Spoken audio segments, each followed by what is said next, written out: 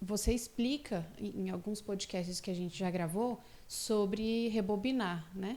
E assim, pode ser que a pessoa tenha dificuldade sozinha em rebobinar esse filme. Porque, por exemplo, uma coisa é você fazer guiado. Você tá ali falando, ó, faz Junto. assim, rebobina, tal, coloca a musiquinha, coloca velocidade, tal.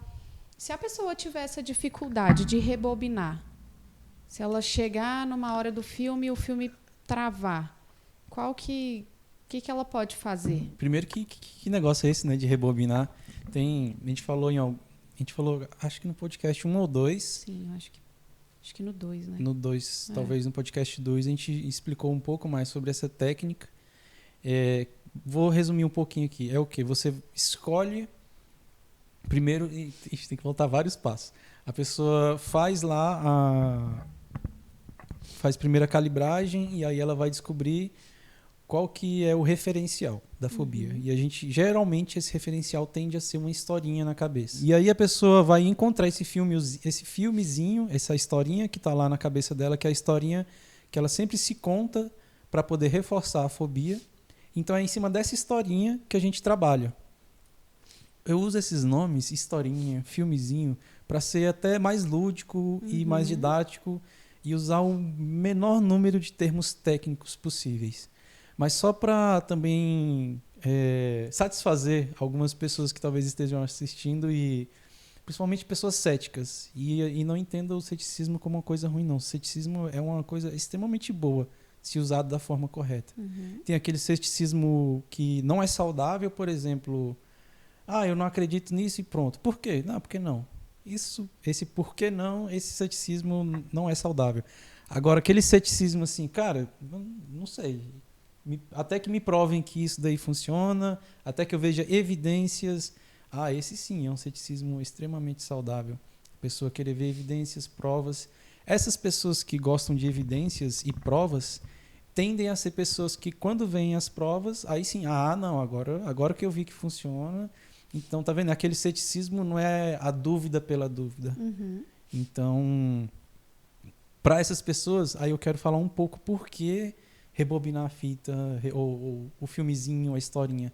Essa historinha que a gente primeiro tem que encontrar ela lá no inconsciente é a história que a pessoa se conta para reforçar, primeiro, o padrão fóbico e, principalmente, é o referencial dela de como agir. Todas as vezes que aparecer a coisa da minha fobia, eu tenho que reagir conforme essa historinha está aqui. Esse é o meu modelo de como agir quando aparece a fobia. Beleza. Tá vendo isso? Vou colocar um pouco de tecniquez aqui. É uma cadeia de sinapses que começa, às vezes, com um único neurônio, com uma única simples sinapse que ela é disparada e dispara outra, dispara outra, dispara outra e vai acionando. Aí já não são mais só sinapses, você está achando ali padrões de comportamento, está conectando com emoções em alguns lugares do seu cérebro, está conectando com imagens, com sons, com sentimentos, com sensações no corpo. E aí vai conectando essa cadeia de coisas no cérebro que se resume no que a pessoa sente na hora da fobia. Tem gente que não consegue nem explicar. Me vem um monte de coisa, um monte de sensações, emoções, vem um monte de pensamento na minha cabeça de que eu vou morrer, ou de que aquilo lá, sei lá, aquele bicho vai me morder, ou eu vou cair desse lugar alto, e vem um desespero. Essa cadeia de conexões que o cérebro vai acionando, uma que dispara a outra, que dispara a outra, que dispara a outra, essa cadeia é o que eu chamo de historinha, de filmezinho, para ser mais lúdico e mais simples. Então, pega aí o filme. Pronto, é muito mais fácil do que eu dar essa explicação enorme do cérebro, das sinapses, e eu ainda tentei resumir muito aqui. A gente teve que se aprofundar muito no estudo da ciência e do comportamento humano para, enfim, chegar a isso e resumir. Pega a historinha. Então, beleza, daqui para frente vamos falar a historinha. Primeira pessoa tem um método lá para ela achar qual é a historinha dela. E aí depois a gente faz aquele exercício de rebobinar a história. O que é rebobinar? Aí lá no podcast 2 está explicando melhor. Pega o filme, passa ele ao contrário. Porque qual é o ritmo natural do filme? Passar para frente. Sim. O nosso cérebro está acostumado com ele rodando para frente. Começa assim, a pessoa começa a sentir medo, o medo aciona o pânico provoca várias reações no corpo, as reações no corpo reforçam as sensações, intensificam a emoção e aí entra num ciclo terrível, porque o corpo reage, intensifica a emoção vem, dispara algumas substâncias no nosso cérebro e aí entra nesse ciclo que vai aumentando, e é muito rápido. E as sensações, boom, explodem no corpo inteiro. A pessoa, quando ela está rebobinando o filme, rebobinando, primeiro que seu cérebro nunca passou esse filme de trás para frente. Ele sempre passa para frente. Então ele não vai acionar aquela emoção com tanta intensidade, porque ele não está com esse costume, Exatamente. Né? Quando a gente está rodando esse filme ao contrário no cérebro, a gente está pegando essa trilha neural que fazia um caminho, uma coisa que aciona outra, que aciona outra, que aciona outra, a gente está desconstruindo essa trilha neural, fazendo, quando eu estou pedindo para a pessoa imaginar esse filme da fobia passando ao contrário, a gente vem e vai desconstruindo essa cadeia de gatilhos que um aciona o outro lá dentro do cérebro, até chegar aqui no começo da história.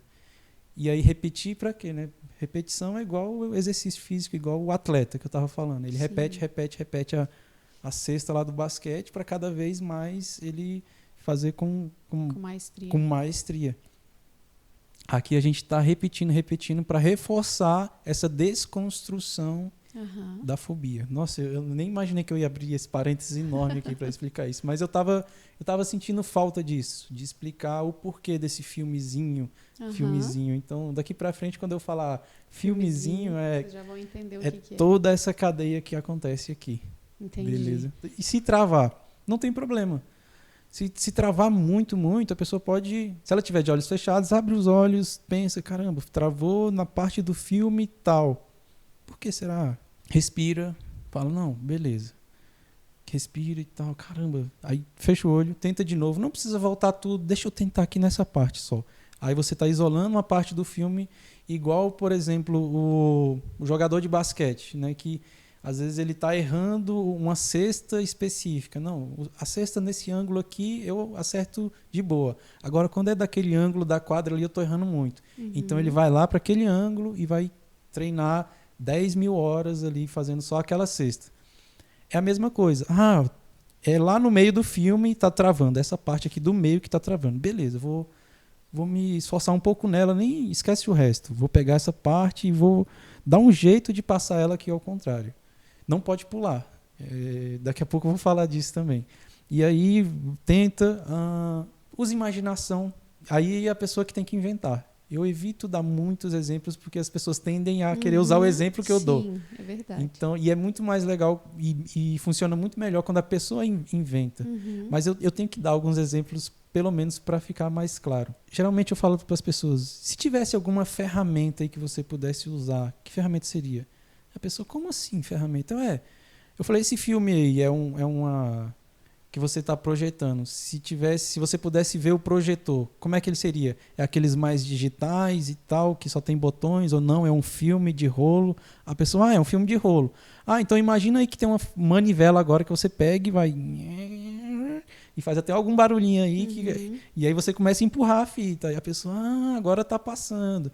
Então, ou então imagina que você pega o filme com a mão e começa a puxar ele, e agora a história está passando, e você puxando. Ou, não, o meu é digital. Então imagina que tem uns botões ali que você aperta, e você controla, e zoom, aí volta, aperta para frente, aí começa a apertar, brincar com os botões. Então, usar essa imaginação, o cérebro adora isso. Então, quanto mais imaginação, fica mais fácil para a pessoa aplicar sozinha. Seria basicamente isso. A pessoa não precisa ter medo de, por exemplo, dela inserir algumas coisas quando ela estiver rebobinando e isso atrapalhar, né? Não tem problema nenhum. Não tem problema nenhum. Eu não, raramente eu peço para a pessoa editar a história, mudar. Tipo, inserir um elemento na história. Mas, em alguns casos, ajuda. Sim. Por exemplo, se travar, isso vai ajudar, né? Isso não é a regra, tá? Mas, geralmente, eu peço para a pessoa editar a história, colocar alguns elementos. Por exemplo, se foi uma história de que houve um abuso, por exemplo. Houve uma ação externa. Alguém que fez alguma coisa comigo. E aí a gente já está vendo, por exemplo, fobias que têm origens em um trauma, né? Por exemplo, abuso sexual ou algum outro tipo de abuso verbal, ou alguém fez alguma coisa contra você. Geralmente nessas histórias eu peço para a pessoa acrescentar algum elemento e também, mais uma vez, com criatividade e até com um lado lúdico, assim. Então imagina que você, nesse trecho da história, sacou uma marreta gigante, daquelas de desenho animado, daquelas bem... E coloca, assim, bastante cor. Isso. E aí você sacou, assim, aquela marreta bem gigante mesmo, assim, de desenho animado mesmo, e começou a bater na cabeça dessa pessoa, e quando batia, saía aqueles passarinhos rodando, assim, na cabeça, e umas estrelinhas.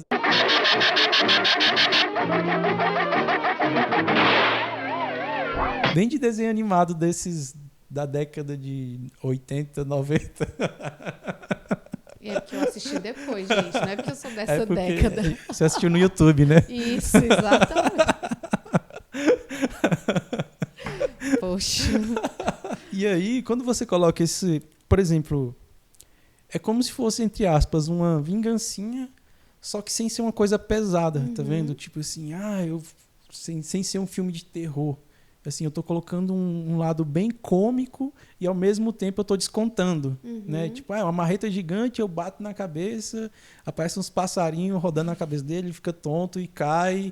Então, assim, é uma coisa, ao mesmo tempo, digamos, como se estivesse dando troco ou superando, tipo, enfrentando aquela pessoa, e na historinha a pessoa está sendo, digamos, derrotada, mas ao mesmo tempo é um desenho animado, uma coisa lúdica. Não é algo tão pesado, né? Não é algo pesado assim, que eu vou tirar uma motosserra do bolso e não, nada disso. Então, quando é esses casos de abuso, alguma coisa assim, aí eu peço para a pessoa inventar também. Se você fosse tirar uma coisa de um desenho animado para te ajudar, uma ferramenta para você enfrentar essa pessoa. E aí pode ser uma marreta gigante, por exemplo. Eu não gosto de dar muitos exemplos, mas eu sempre dou esse e a pessoa acaba inventando outro. Sim. E aí, o que seria? A pessoa, então vou pegar e, sei lá, e tirar um não sei o que lá do bolso e vou fazer isso, a pessoa, e vou enfrentar essa pessoa. E aí, às vezes, nessa hora que o filme está travado, destrava e aí vai. Porque a pessoa agora ela tem ali uma ferramenta na mão. Ainda que seja uma ferramenta lúdica, de uma marreta gigante, de um desenho animado, mas só dela se imaginar com alguma ferramenta na mão, e aí é literalmente uma ferramenta, isso muda tudo no cérebro. Quando a pessoa está imaginando que ela tem uma ferramenta nas mãos, o cérebro está acionando recursos em outras áreas do cérebro. Então, isso é capaz de, por exemplo, ajudar a pessoa a conseguir rebobinar o filme todinho e de uma forma muito mais tranquila. Entendi. E aí destravou. Por exemplo, ela fez só essa parte do meio aqui, né? Destravou e aí ela conseguiu continuar. Ela tem que voltar para o início do filme ou ela pode continuar daqui e aí depois ela volta de novo? No momento que destravar, ela continua dali mesmo. E aí, em um momento ali do roteiro, eu vou pedir para a pessoa voltar lá do início. Depois que destrava a primeira vez, na próxima já vai tende direto. a ir direto. É igual um carro quando atola, né? Atolou, saiu, depois tranquilo, aí vai depois embora. vai. Exatamente. Entendi. Se travar de novo, usa os mesmos recursos que ela tiver usado, intensifica os recursos. A marreta era de tal tamanho, bota ela maior ainda, tá travando ainda, então vamos aumentar o tamanho dessa marreta aqui. Tem tal pessoa, sei lá, um agressor que está aqui na historinha. Toda vez que chega, trava. Não, beleza, então na hora que você bater, além de sair uns passarinhos, ele vai diminuir de tamanho, encolher.